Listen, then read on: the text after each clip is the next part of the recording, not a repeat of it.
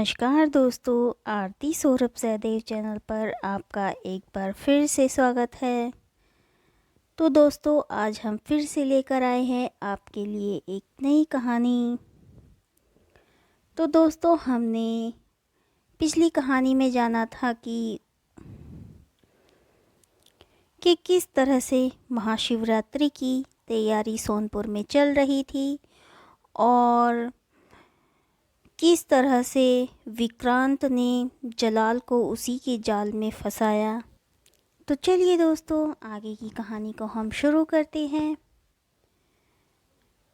कि विक्रांत सूर्यांशी के कक्ष में चुपके से चला जाता है।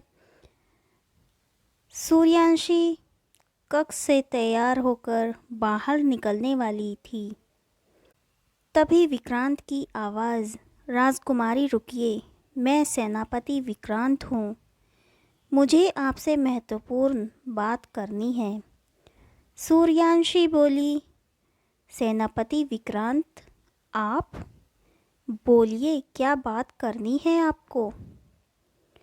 विक्रांत कहने लगा, वो मुग़ल सम्राट जलाल खां महाशिवरात्रि की पूजा को भंग करने के लिए कोई बड़ी योजना बना रहा है।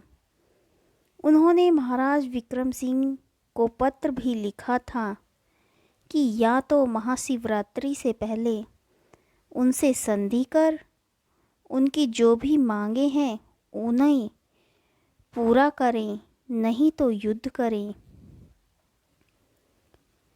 इसके साथ ही उन्होंने एक गुप्तचर परवेज़ भेजा, उसके साथ मैं मुग़ल रह रहा हूँ। कुछ देर में ही महाराज विक्रम और महारानी मीनाक्षी पहाड़ी की ओर प्रस्थान करने वाले हैं। आप कैसे भी करके ये खबर उन तक पहुंचा दीजिए। तब तक मैं परवेज़ की हर हरकत पर नज़र रखता हूँ। जाइए जल्दी, कहीं देर ना हो जाए। विक्रांत खिड़की से कूदकर चुपके से बाहर निकल जाता है।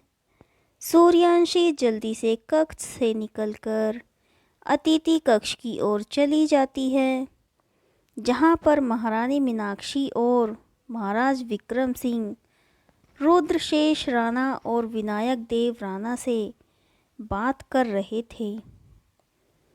विनायक देव बोले, महाराज, राजकुमारी सूर्यांशी कहीं दिखाई नहीं दे रही हैं, कहाँ हैं वो। सूर्यांशी तभी आ जाती है, सभी को प्रणाम करते हुए। सूर्यांशी रुद्रशेष राणा के चरण स्पर्श करती है। महाराज विक्रम सिंह बोले, ये लो पुत्र, आपने नाम लिया और हमारी पुत्री स्वयं चलकर आ गई। सूर्यांशी बोली, पिताश्री, हमें आपसे एकांत में कुछ बात करनी है। रानी माँ, हम पिताश्री को ले जा रहे हैं।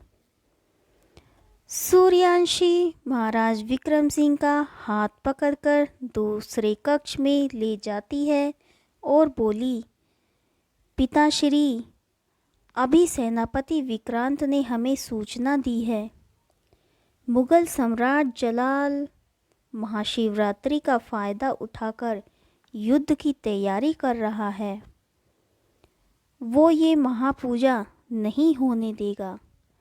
आप सैन्य बल को मजबूत कर लीजिए। महाराज विक्रम सिंह बोले, पुत्री, आप चिंता मत कीजिए, हमने पहले से ही तैयारियां कर ली हैं। मंत्री रणविजय को कहकर सारी सुरक्षा का इंतज़ाम करवा दिया है। पर शिवा कहाँ है? अभी तक सो रहा है क्या?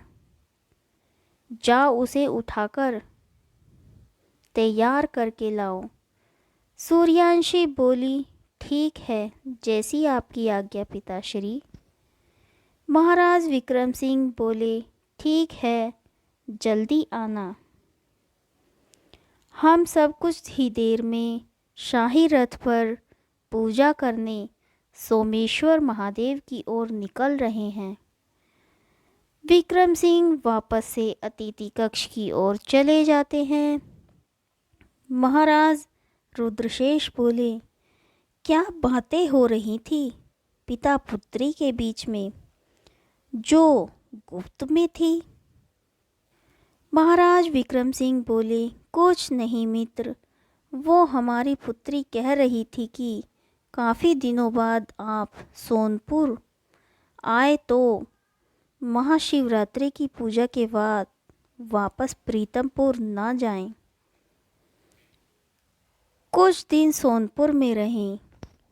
महाराज रुद्रशेष बोले, मित्र आपकी बात सही है, पर हमें भी तो आपकी तरह प्रजा का ख्याल रखना है ना। हमारा पुत्र विनायक देव कुछ दिन सोनपुर में रुक सकता है, आप चाहें तो। सूर्यांशी शिवा के कक्ष में जाकर देखती है तो शिवा बेड के नीचे सो रहा था। सूर्यांशी आवाज़ लगाते हुए, शिवा कहाँ हो तुम? शिवा बेड से निकलकर बोला, मैं यहाँ हूँ राजकुमारी।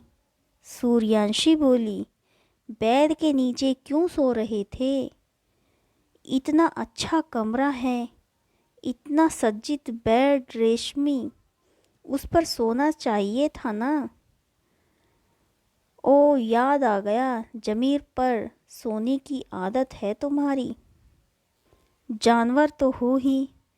शिवा बोला, जानवर नहीं, शिवा हूँ मैं। सुबह सुबह मुंह उठा के चली आती है ताना मारने।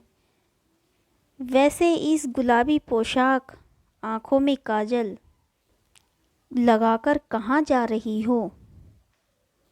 सूर्यांशी कहने लगी, आज महाशिवरात्रि है,